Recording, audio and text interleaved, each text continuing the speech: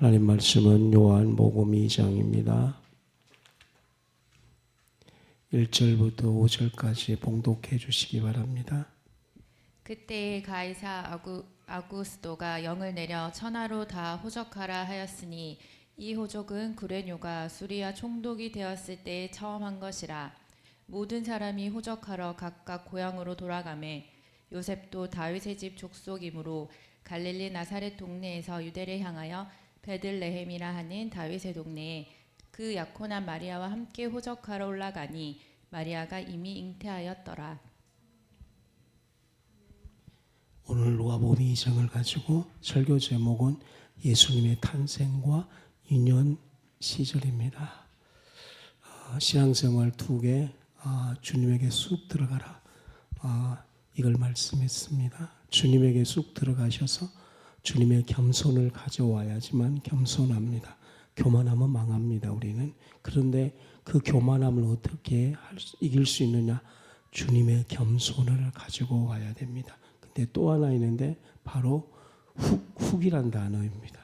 쑥, 훅. 제가 요즘 기도하고 있거든요. 좀 이렇게 성경적인 용어를 쉽게 이해할 수 있도록. 우리가 주님에게 쑥 들어가고 주님이 우리 안에 오는 것을 훅이라고 그랬습니다. 주님이 우리 안에 훅 들어오기 시작하면 신앙생활은 이 두 가지를 잘해야 됩니다. 우리가 주님 안으로 들어가는 것, 주님이 우리 안으로 들어오시는 것. 이 두 개가 신앙생활을 참 잘해야 되는데 우리가 주님에게로 들어가면 주님의 보화를 그래서 기도해라 그랬어요. 우리 제자들교회 보고 너희들이 나의 보화를 사용하지 않는구나. 너희들이 나의 보화를 귀중히 여기지 않는구나. 너희들이 나의 보화를 사용하기 시작하게 되면 너희들은 전능하신 하나님을 경험하실 것이다. 또 하나는 주님이 우리에게 쑥 들어오셔야 됩니다. 그때야 비로소 주님의 놀라운 주님이 태초부터 계획하셨던 그 모든 계획들을 우리가 알기 시작하게 되는 겁니다. 사람은 육만 가지고 있기 때문에 절대 영의 일을 알지 못하는 것입니다. 기도를 많이 한다고 영의 일을 많이 하는 것은 아닌 것입니다. 주님이 내 안에 훅 들어오도록 우리 마음으로 그분을 왕으로 영접해야 됩니다. 간절한 사모한 마음으로 이번 주에 주님이 여러분들이 주님에게 쑥 들어가고 주님이 우리 안에 훅 들어오도록 이 두 가지의 기도 제목을 가지고 기도하시기를 바랍니다. 누가복음 2장에서는 예수님의 탄생이 있습니다. 즉 이 땅에 예수님이 오신 것은 왜 오셨다고 하셨습니까? 하나님의 영광을 우리에게 주기 위해 오셨습니다. 하나님의 영광은 뭐라 그랬습니까? 하나님의 마음이다 그랬습니다. 그리고 또 하나는 그분의 길이다 그랬습니다. 이 땅에 오신 예수님은 두 가지 하러 오셨습니다. 하나님의 마음을 주기 위해서 오셨습니다. 그리고 그분의 길을 가기 위해 오셨습니다. 우리는 예수님의 보혈로 저주 끝났습니다. 우리는 이제 예수님 때문에 영광의 길에 초청을 받았습니다. 그러므로 이 초청을 가장 귀히 여기고 존귀 여긴다면 우리는 인간임에도 불구하고 하나님의 마음을 아는 자가 될 것입니다. 무엇보다 그분의 길을 걸어가도록 축복하실 것입니다. 주님이 이 땅에 오신 것은 뭐라 그랬습니까? 또 하나 사람을 회복시키기 위해 왔습니다. 주님이 오시자마자 사람들을 만나시고 사람을 회복시키는 겁니다. 그리고 내 안에 거듭날 때에 역사하는 그 하나님의 성품을 이끌어내시기 시작하게 되는 겁니다. 어떤 일을 당할 때에 두 가지가 툭 튀어나오는 거예요. 하나는 화가 탁 튀어나오면 그 모든 환경을 더 안 좋은 쪽으로 만들어버리는 거예요. 근데 뭐가 또 튀어나오면 이것을 극복할 수 있는 어떤 능력이 오면은 환경 자체를 전환시킬 수 있는 힘이 생기는 겁니다. 그러므로 우리는 어떤 본성, 늘 화를 내는 본성을 갖고 있는데 주님은 우리 안에 이것을 변화시킬 수 있는 능력을 이끌어 주신 분인 것입니다. 이 세 번째 주님을 꼭 만나셔야 되는 것입니다. 우리를 이끌어 주신 분. 우리는 이미 거듭났기 때문에 우리 안에 하나님의 성품과 능력들이 대단한 겁니다. 그런데 이게 사장당한 것입니다. 주님이 우리 안에 이것을 이끌어 주셔서 어떤 환경을 당할 때에 믿음으로 역사하는 능력자가 될 것입니다. 그러므로 이 누가복음의 2장에서는 첫 번째로는 1절부터 7절까지는 주님의 탄생이 있습니다. 그리고 천사가 목자에게 구세주 탄생을 알리는 겁니다. 주님이 이 땅에 오실 때는 천사들이 구세주 탄생을 알리기 시작하게 되는 겁니다. 성경은요, 우리가 알아가는 것 아닙니다. 주님께서 가르쳐 준 길을 순종하면서 가는 것입니다. 그러므로 이 목자들에게는 어떤 심령이 갖고 있었냐면 하나님을 경외하는 심령을 갖고 있었습니다. 경외하는 자에게는 하나님께서 그 비밀을 가르쳐 줍니다. 이 말세에는 말세의 비밀을 알고 있어야 되는 겁니다. 말세에 하나님께서 우리 안에 그 비밀을 연락되도록 또 길이 열어지도록 하나님을 경외하는 그런 마음을 가져야 됩니다. 어떤 심령을 가져야 되느냐? 경외하는 마음을 가져야 됩니다. 16절부터 20절까지 목자들의 방문 기록, 그리고 예수님께서 할례를 받습니다. 그리고 이 누가복음에 아주 독특한 것은 성전에서 예수님께 바치는, 성전은 뭡니까? 하나님이 거기에 계시다 이겁니다. 신약과 구약의 또 다른 핵심이 뭐냐면 성전입니다. 성전은 하나님이 거기 계시다 뜻입니다. 그러니까 구약의 광야의 핵심은 고난이 아니고 성막입니다. 성막은 하나님께서 자기를 낮추셔서 거기에 거하심으로 인간들이 성전과 성막을 통해 하나님을 만날 수 있도록 하신 겁니다. 신앙의 모든 하나의 삶은 성전입니다. 성전 중심으로 성전에서 말씀이 있고 성전에서 예배가 있고 성전에서 기도가 있는 것입니다. 그러므로 저는 이 종말의 비밀은 성전이라고 생각했습니다. 종말의 어떤 것은 심판도 있고 종말은 타락도 있지만 저는 종말은 하나님의 완전한 성전의 회복이라고 생각을 갖습니다. 성전 하나님이 거기에 계시다 이거는 것입니다. 우리는 거룩함으로 성전을 준비하는 삶이 되어야 됩니다. 여러분들 지금 구주 탄생 예수님이 오시면서 성전에서 예수님을 바치다 처음 들으셨을 것입니다. 마가다락방이나 늘 그것만 하시지 실상은 마가다락방 탄생도 중요하지만 그리스도께서는 이 땅에 아기 예수로 오셔서 자신을 성전에서 하나님께 바치심으로 성전을 완전히 회복시키는 것입니다.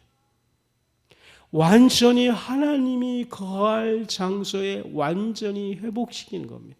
죄가 성전을 타락시켰지만 그리스도는 성전을 회복시켰습니다. 사단은 교만함으로 타락시켰지만 예수님은 성전을 자신을 바침으로 회복시키는 것입니다. 그 바친 성전을 회복시킨 그 성전으로 우리를 쑥 초대하는 것입니다. 그 초대로 우리는 믿음으로 반응할 때 그 성전 안에 들어가 회복된 거룩함과 회복된 은총과 치유를 우리는 맛보게 될 것입니다. 그러자 이제 또 사람이 나오는 거죠. 시몬이 하나님을 찬양하는 거예요. 예수님 탄생할 때 수많은 사람들이 나와요. 복음서에서는 예수 그리스도 플러스 사람입니다. 수많은 사람, 주님은 이 땅에 오셔서 사람을 회복시키고 제자 만드시고 병을 치유하시고 그 사람 안에서 하나님의 능력을 공급하는 것입니다. 우리도 주님을 만난 사람이 꼭 되십시다. 그 중에 꼭 시몬이 되십시오. 시몬의 찬송가를 받으시고 오신 그리스도입니다. 시몬의 비전을 가져야 됩니다. 그리고 또 연약한 자, 이 안나, 과부, 이 감사가 있는 것이고 그리고 그분께서는 이제 이 감사와 찬양을 받으신 후에 나사렛 이 동네 정말 복음이 필요한 곳에 그분은 가신 것입니다. 성전을 회복하신 다음에 우리는 진짜로 주님이 필요해요. 이것이 바로 나사렛이에요. 주님이 필요한 사람들에게는 주님이 오십니다. 돌아오시다 이거. 주님이 오시다는 거예요. 주님이 우리 가정 나사렛 이 가정에 주님이 오신 것입니다. 그리고 다시 그분은 41절부터 52절까지 그분은 일생 동안에 실상은 여러분들 그리스도께서 이 땅에 오셔서 복음 전하시고 이러지만 실상은 주님은 일생 성전을 벗어난 적이 없습니다. 성전 중심으로 그분은 모든 사역하시고 하나님의 영광을 베푸셨습니다. 말세는 성전 회복 운동입니다. 보혈로 이 성전 회복 운동하는데 같이 믿음으로 동참하는 우리가 되십시다. 두 번째로는 이제 사람이 또 나와요. 요셉과 마리아. 참 놀라워요. 저는 그동안의 성경을 복음서 오직 예수님으로만 봤거든요. 오직 예수님으로만 봤어요. 오직 저는 이제 알았어요. 하나님 그러면 사람이 회복된다는 걸 알았어요. 예수님 그러면 나란 존재가 없어지는 것이 아니고 나란 존재가 점점 진짜 존재가 살아난다는 걸 알았어요. 그게 이제 복음서라는 정말 뜻밖의 정말 새로운 각도였어요. 너무나 복음서에서는 사람들이 많이 나와요. 이렇게 사람이 많이 나와요. 사람이 사람답게 사는 것. 그래서 저는 하나님 중심, 왜 예수님을 외치고 왜 복음을 외치느냐. 진짜로 사람의 회복은 복음 안에 있다는 걸 알게 되었습니다. 진짜로 사람이 그렇게 찾고 싶어한 사랑도 하나님 안에 있다고 생각을 했어요. 단지 진짜로 사람들의 기독교가 하나님을 섬기지 아니하고 교회라는 우상을 섬겼기 때문에 갈수록 사람들이 이상해지고 교회 안에 인권이 없어지고 그럴 뿐이지 원래 복음은 그렇지 않다는 것을 알게 됩니다. 바로 복음을 시작하면서 진짜로 순종한 요셉과 마리아, 오직 하나님의 그 복음을 최고로 가치로 여겼던 이 사람들이 하나님의 영광 요정의 도구가 되었던 것입니다. 인간의 최고의 축복은 하나님의 복음에 쓰임받는 도구가 되는 것입니다. 실상은 요셉과 마리아가 이 사람도 별 볼 일 없는 사람이죠. 다윗의 왕가에 몰락한 한 집안에 불과한 사람이죠. 여관 하나 없어서 그런 정도의 몰락한 사람이었지만 이 사람들은 하나님께 순종함으로 복음의 도구가 되었습니다. 그 그릇 속에 복음을 담자 이 사람의 이름은 하나님 나라의 찬란한 이름이 되었습니다. 우리는 이 요셉과 마리아의 그 믿음의 도전을 받아서 우리에게 믿음의 영롱한 꿈을 꾸시기 바랍니다. 주님이 역사하는 그 사람들의 복음의 도구가 되게 해 주십시오. 아까 그 목자들처럼 시몬처럼 안나처럼 요셉과 마리아가 베들레헴으로 가는, 자기들은 이렇게 베들레헴으로 가는 줄 이유를 몰랐습니다. 그러나 이것은 뭡니까? 이 일을 통하여, 꼭 동그라미 치십시오. 이 일을 통하여, 자신이 왜 그렇게 되는지를 묻지만 이 일을 통하여 하나님의 나라는 우연이 없습니다. 이 일을 통하여 우리가 실패나 이 모든 것들이 하나님께 순복되면 이 일을 통하여, 이게 복음의 도구예요. 이 일을 통해서 내가 힘들어서 흘렸던 눈물이었는데 그 눈물이 이 일을 통하여 하나님의 나라가 이루어진다니, 이것이 참 우리의 삶이에요. 그러니까 주님 밖에 있을 때의 삶은 다 허무고 허시지만 그리스도 안에 있는 삶은 이 일을 통하여 애언이 성취된다는 겁니다. 그러니 주님을 경외하지 아니할 수 없습니다. 주님을 높이지 아니할 수 없습니다. 그들은 그냥 그 시대에 왜 베들레헴에 갔습니까? 이스라엘이 망해가지고 로마가 자녀가 탄생하면 무조건 호적을 띄어야 되기 때문에 베들레헴으로 갔던 거예요. 근데 이 일을 통하여 구약의 예언의 일이 성취되었다는 것입니다. 하나님은 그 당시 최고 권력자를 사용하셔서 당신의 뜻을 이룹니다. 이걸 정말 믿습니다. 모든 주권은 하나님께 있다는 것이죠. 최고의 권력자를 쓰셔서 주님의 뜻을 사용하는 것입니다. 이것이 기독교의 세계관이고 기독교의 역사인 것입니다. 오늘날에도 이 세상의 모든 것들을 이용하셔서 당신의 뜻을 반드시 이루십니다. 하나님의 뜻을 반드시 이루신 겁니다. 세 번째로는 이 목자들이 매우 두려워했습니다. 목자들은 어떤 상태였습니까? 두려움, 경외함이었습니다. 여기서 들어오면 인간적인 두려움을 말하는 것이 아니고 이 사람들은 정말로 경외함, 성경에서는 이 경외함을 갖고 있습니다. 하나님 앞에 두려워하면 사단을 두려워하지 않습니다. 의 앞에 두려워하면 죄를 두려워하지 않습니다. 하나님의 사랑 앞에 굴복하면 우리 상처에 두려워하지 않습니다. 인간은 결국은요, 이 두려움을 어느 쪽으로 방향을 틀느냐에 따라서 키를 갖게 되는 거예요. 인간은요, 참 연약함에도 불구하고 이 키를 누가 갖고 있느냐?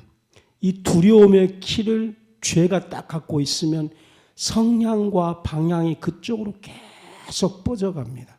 마치 얼음을 탁 때리면 쭉 얼음이 깨지면서 착착착 이렇게 가잖아요. 그와 같이로 이 두려움의 성향이 계속 그쪽으로 반향을 성향이다 그러거든. 계속 거기만 인지되고 거기만 두려움에 쌓이는 거예요. 근데 반대로 하나님 앞에 엎드린 두려움이 있으면 반대로 사랑의 성향이 계속 생기는 거예요. 계속 이 성향. 그래서 이 목자들은 하나님을 두려워했기 때문에 그분들은 어떤 성향을 받습니까?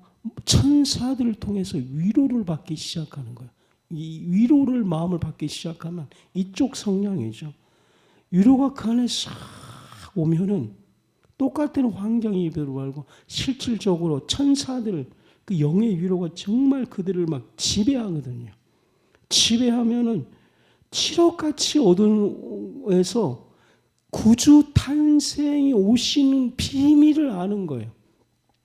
지극히 두렵고 지극히 힘들고 지극히 암묵한 상황 속에서 하나님께 경외하자 천사들의 위로를 받아서 구주 탄생의 비밀을 아는 자가 되었다는 것입니다. 아멘이 안 되십니까? 진짜로 아멘 되었습니다. 구주 탄생이 천사들이 탄생하신 아기 예수 그 세 가지 칭호를 이들에게 알려줬습니다. 구주, 그리스도, 그 다음에 우리가 주라고 말하잖아요. 주는 하나님이란 뜻이거든요. 그래서 주는 그리스도시요 살아계신 하나님의 아들입니다. 라는 신앙 고백을 베드로가 하잖아요. 베드로도 정말 가장 힘들었을 때 그가 하나님을 경외하자 이런 신앙 고백을 하는 것입니다. 천사를 통해 위로를 받고 하나님께서 오늘날은 특별히 이 성경을 통해 믿는 자들을 위로하시고 그리고 구체적인 삶의 방향을 제시하십니다. 이 삶의 방향의 제시를 받는 여러분 되십시오. 특별히 구주 탄생의 비밀 제시하셨거든요. 동방박사. 그래서 그들은 자기 가장 삶의 중요한 세 가지를 바치는 삶이 되었습니다. 우리 인생은요, 가장 귀한 분에게 바치는 삶이 되어야 되는 것입니다. 가장 귀한 것. 그 다음에 우리는 이제 이 말세에 하나님의 비밀을 아는 자가 되어야 돼요. 그러므로 하나님을 경외해야 됩니다. 하나님을 높여야 됩니다. 주님께 마음을 드리기 시작하면 확실합니다. 여러분들 구주 탄생할 때 놀라운 위로가 임하는 것처럼 이 시대의 끝은 끝이 아니에요. 말세에 하나님의 놀라운 부흥의 역사를 계획하셨어요. 거기에 참여한 자가 되어야 됩니다. 우리는 노아의 방주에 탈락한 자가 아닙니다. 우리는 믿음으로 노아의 방주에 선택된 자입니다. 그러면 이 말세에 이 놀라운 계시를 받아서 동방박사회가 하나님께 드린 것처럼 바치는 삶이 되어야 될 줄 믿습니다. 땀을 바치고 눈물을 바치고 주님으로부터 기도의 은사를 받았으면 기도를 바치고 이것이 저는 가장 지금 막 마음에 사모하면은 종말의 비밀을 알게 해주십시오. 그것이 바로 한번 마음에 따라 주십시오. 계시란 뜻이에요. 계시. 요한이 하나님으로부터 계시를 받는 자. 이거는 구주 탄생의 동방 박사가 받는 비밀과 동일한 단어예요. 그러니까 끝 시대에 하나님으로부터 계시. 그래서 성경은 내 백성이 계시가 없으므로 망한다 그랬습니다. 내 백성이 계시가 없으므로 방자에 행한다 그랬습니다. 내 백성이 이 계시를 다른 말로 꿈이라고 이야기를 했거든요. 움직이는 힘이라 그랬습니다. 이루고 싶어하는 세상은 잘못된 욕구지만 이루고 싶어하는 거룩한 꿈과 비전이다 그랬어요. 꼭 이걸 이루어져야지. 이거 막 인간은 연약하지만 막 이루고 싶어하는 마음이 막 생기기 시작하면 놀라운 것처럼 이 말세에 이 계시를 받는 저희들이 꼭 돼야 될 줄 믿습니다. 네 번째, 천사들은 아기 예수께서 탄생하심을 어떻게 찬송하였습니까? 천사들은 이렇게 찬송합니다. 지극히 높은 곳에서 하나님께 영광이요. 다 같이 시작. 다 시작. 지극히 시작.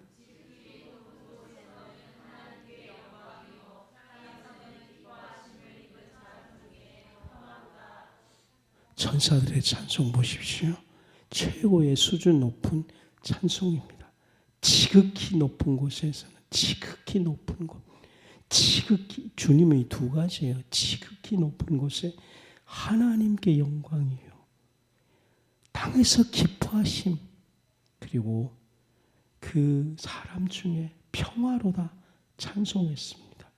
전반부는 이 땅을 구원하시려는 하나님의 위대한 계획과 이 땅에 오신 구세주를 찬송하는 거예요. 천사들의 찬송이죠.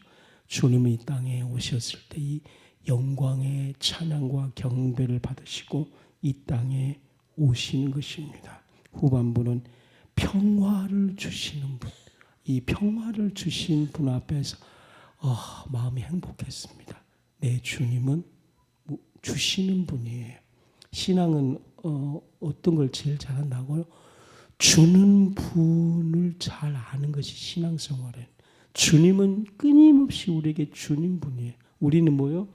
받는 자입니다. 신앙은 잘 받아야 됩니다. 주님은 평화를 주신 분이요. 주님은 치료를 주신 분이요. 주님은 우리에게 구원을 주신 분이십니다. 이 천사들의 찬송가처럼 평화를 주신 분 앞에서 마음이 얼마나 평화해지는지 주님이 이 평화를 주십시오. 이 평화를 마음에 담습니다. 우리 주님은 평화를 주신 분이, 그리고 주님은 행복을 주신 분이에요. 그게 너무 좋았어요. 행복을 주신 분. 그런 노래들 있잖아요. 나를 행복을 주는 자.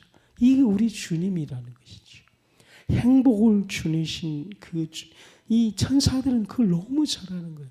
주님은 위대한 계획을 갖고 계신 분이에요. 구원의 위대한 계획을 갖고 계신 분. 그분은 늘 일을 행하시고 계획을 갖고 계신 분이에요. 그 계획들을 늘 깊은 기도 가운데 그 계획들을 같이 들어보십시오. 그래서 주님으로부터 깊이 기도하는 가운데 그분의 계획들을 많이 들으십시오. 신앙은요, 듣는 것인데 계획을 늘 듣는 거예요. 하나님의 구원의 계획들을 우리는 아픔의 상처만 듣지 말고 구원의 계획들, 성령 충만하게 들어가면 하나님의 구원의 계획들, 그분은 늘 계획하시고 꿈꾸시는 분이에요. 꿈쟁이 하나님이시죠. 위대한 계획들을, 우리 가정을 향한 하나님의 계획들을 잘 들어보시면 듣고 반응할 때에 우리 안에서 이제 믿음이 잉태되는 거예요. 믿음이 생겨요. 그러면 나도 그걸 바라보게 돼요. 그걸 비전이라고 하고요. 그걸 이루기 위해서 막 기도하고 애쓰지 않습니다. 주님, 그것을 이루어 주십시오. 천사들의 찬양이 여러분 자녀와 가정에 그대로 임하게 될 줄로 믿습니다. 이 찬송 소리가 영혼에서 막 들리는 것 같아요. 이 찬송 소리가 막 콧노래처럼 주님은 우리 모두에게 오늘 평화를 주시는 분, 주님은 나에게 행복을 주시는 분, 그리고 주님 오늘도 막 중보기도 열심히 했거든요. 그래서 막 감이 뜨거워지니까 하나님의 계획들을 또 들은 거예요. 이 땅에 지금 뭐 보면은 뻔하잖아요. 그렇죠? 그럼 하나님의 계획을 들으면 새로워요. 그래서 우리 모두 이 중년에 하나님의 계획에 헌신하는 자가 되십시다. 이 계획에 몰입하시는 여러분과 제가 되십시다. 다섯 번째로는 또 사람이 나와요. 이 시므온 진짜 무명의 사람이에요. 그래서 저는 이 누가복음 2장하면서 이 무명의 사람들 하나님 이름을 정확하게 우리는 시므온을 몰랐는데 하나님은 시므온을 알고 계신 거죠. 그래서 누가복음 예수님 탄생할 때에 시므온을 다 기록하는 누구냐면 그는 이스라엘의 위로를 기다리며 이 이스라엘 위로 이것이 이사야 선지자의 이사야 선지자의 핵심 내용이 이스라엘 위로입니다. 이스라엘 위로. 이사야 선지자가 이스라엘 보면서 이스라엘은 지명의 이스라엘도 있지만 전체 인류를 말하는 거예요. 전체 인류가 타락해서 전체 사람이 망한 상태에서 주님이 애언을 하시는 거예요. 내가 구주를 보내서 회복시키리라. 그 이사야인데 이 시므온이 이 믿음을 가진 거예요.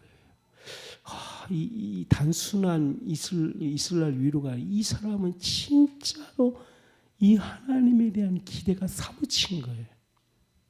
그 이스라엘 위로를 기다리며 저는 그래서 이 기다리며 이거 너무나 좋은 거예요. 무엇을 기다리냐는 거죠. 이 땅을 보면서. 주님의 이사야 선지자가 꿈꿨던 이스라엘 백성을 회복시키고 위로하는 메시아에 대한 소망을 갖는 거죠. 누가 지금 메시아의 소망을 갖고 있는 사람들이 있습니까? 지금 교회가 이스라엘 위로를 기다리고 있습니까? 아니지 않습니까? 뭔가가 발전시키고 뭐 교회가 좀 회복되어지고 뭔가가 그렇잖아요 지금. 그런데 시므온은 그걸로 안 된다는 거죠. 그리스도가 오셔야지만 된다는 이 기다림. 성도 여러분, 이 기다림을 가지십시다. 이 분이 오시면은 된다는 이 기다림. 하나님께서는 이 믿음을 기억하셔서 평생 의롭고 견고한 삶을 샀습니다. 여기서 이스라엘 위로는 메시아가 오셔서 이스라엘 회복하셨을 때에 받는 위로를 말을 하는 것입니다. 이스라엘 위로를 기다리십시오. 시므온처럼 일생 설레이면서 기다리십시오. 그러면 이스라엘 위로가 시므온에게 임해서 얼마나 좋았겠습니까? 상상을 했거든요. 그 시므온이 받았던 이 위로, 그 영혼에서 받은 후에 감격과 감사가 이루는 것처럼 이 믿음을 도전하자는 것이죠.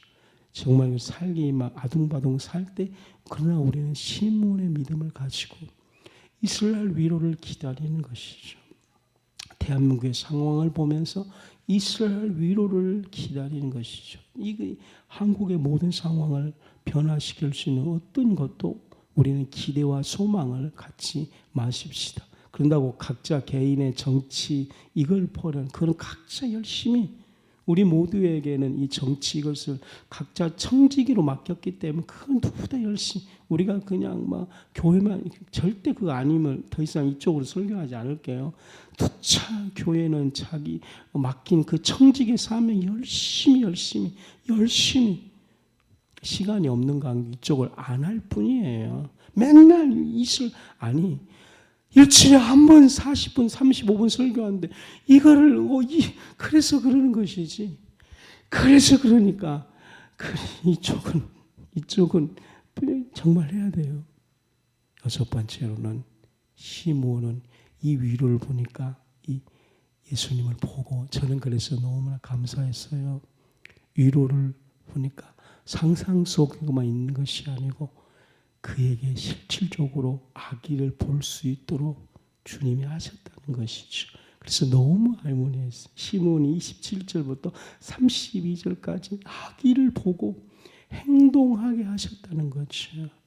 믿음이 왔습니다. 시므온의 믿음만 있으면 시므온의 삶만 살아가면 이스라엘 위로가 구약의 이 이사야의 그 예언의 성취가 된다는 것이죠.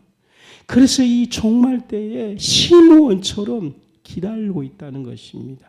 이 종말에 그리스도를 통해서 어떻게 승리가 정치되고 이 말세에 그리스도를 통해서 어떻게 사단이 무너지고 바벨론이 무너지고 최고의 십자가가 승리하며 하나님의 복음에 승리하며 심는 대로 걷고 영을 심는 자는 영을 하고 열심히 주님의 눈물을 흘린 자에게 갚아주신다는 주님의 그 역을 꼭 볼 거다는 것이죠.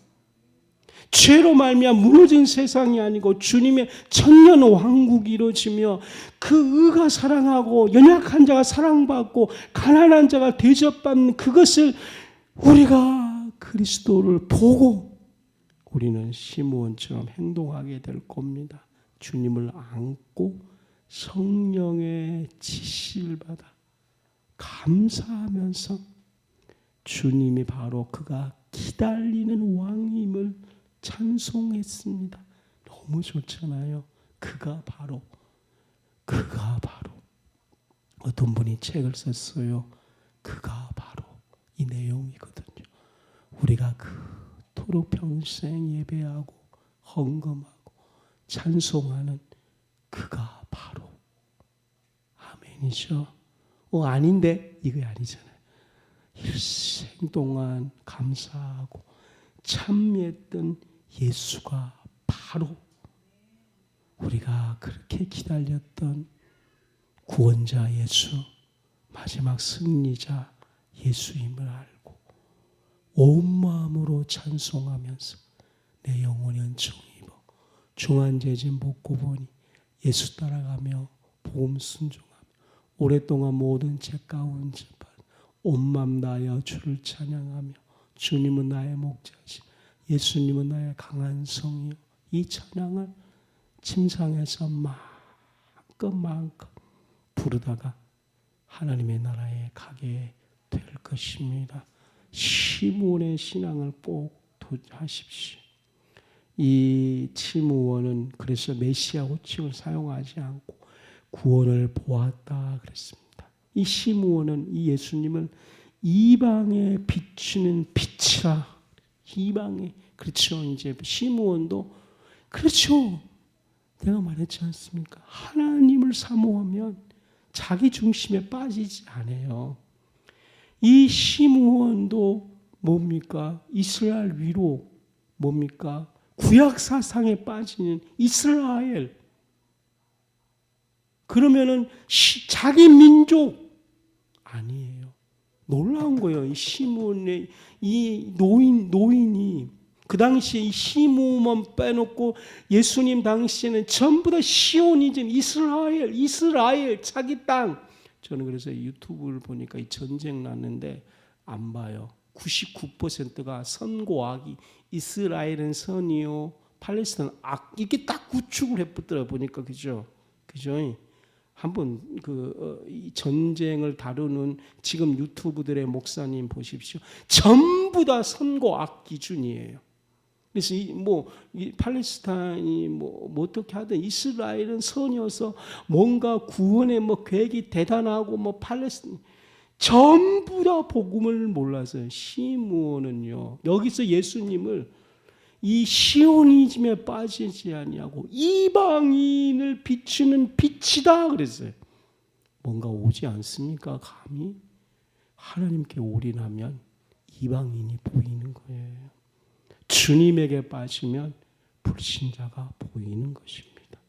주님에게 완전히 올인하면 예수님은 처음에 나의 구주지만 이방인의 빛이다 고백하는 것입니다. 이거는 애언자적인 통찰력입니다. 온 세상에 구원을 보았다는 것이죠.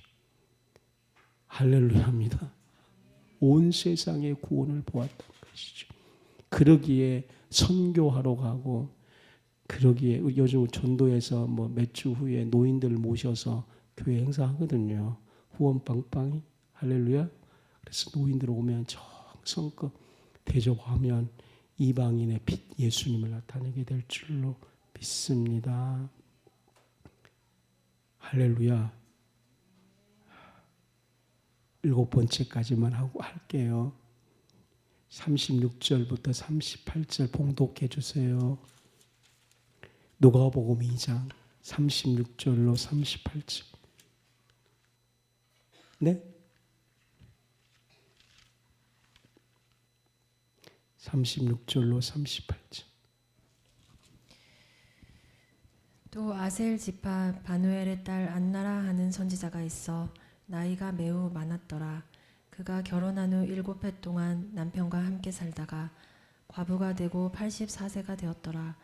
이 사람이 성전을 떠나지 아니하고 주야로 금식하며 기도함으로 섬기더니. 아멘. 아기 예수님, 그 안나 선지자 메시아라고 증거하거든요. 과부죠, 과부. 이 아셀 지파에 속해 있고요. 하나님의 얼굴이라는 뜻을 지닌 딸이었습니다. 안나의 이름은 원래 은혜란 뜻이죠. 이 안나는 진정한 이스라엘. 이스라엘 뜻은 이기는 자입니다. 이스라엘 뜻이. 뭘 이겼냐면은 야곱이 이기는 자가 되었지 않습니까? 뭘 이겼냐는 거죠. 이기는 자가 이스라엘은 이기는 건 뭐냐면 야곱이 자기를 붙들지 않고, 그러니까 죽음 두려움 직전에 야곱은 자기 재산을 붙들지 않고 하나님을 붙드는 자, 이게 이기는 자입니다. 그러니까 이스라엘은 뜻은 뭐냐면은 사람 움켜잡거든요. 그러니까 움켜잡을 때가 자기라고 생각하면 돼요. 이게 평상이 결정적인 순간에 다 움켜잡거든요. 이 답답할 노릇이에요. 여러분들 남편하고 대화할 때 이렇게 할 수도 있고 저렇게 할 수도 있고 막판에 뭘 움켜잡느냐가 그 사람이 자요. 평상시에 이렇게 할 수도 있고 저렇게 할 수도 있는데 마지막에 뭘 움켜잡느냐는 거죠. 야곱은 속이는 자가 되고 거짓말장이지만 막판에 그는 약복과 강가에서 여호와를 딱 붙잡거든요. 그래서 이기는 자가 된 거죠. 신앙에서 이스라엘 되어야 되는데 우리가 좌충우동할 수도 있지만 이기는 자가 되어야 됩니다. 끝까지 이걸 하나님을 붙잡지 못하도록 육이 막 활동할 때에 온 정심을 다하여 여호와 하나님을 확 잡아야 돼요. 안나가 그래서 진짜 이스라엘이다 그랬습니다. 왜냐하면 안나도 오랜 기간 동안에 똑같아. 사람은 마음에 불안하고 기다리 연속되면서 불신앙이 들지만 끝내 그는 하나님을 붙잡았거든요. 그래서 이 안나를 통해 아주 연약한 정말 어쩌면 무명의 선지자예요. 무명의 선지자를 통해 증거하는, 이건 증거거든요. 참 그분이 메시아입니다. 왜냐하면 그분은 선지자의 증언, 세례 요한의 증언만큼 세례 요한은 바깥으로 활동한 선지자이고 안나 선지자는 무명의 선지자예요. 그러나 하나님은 그를 기억한 거죠. 그래서 제가 안나를 보면서 이 무명의 선지자, 이 누가복음 2장에는 다 무명의 사람들을 통해 이 사람들의 복음의 도구를 삼아 이 땅에 주님이 오시는 겁니다. 성도 여러분, 꼭 이스라엘이 되십시오. 주님을 움켜잡는 자가 되십시오. 기도합시다.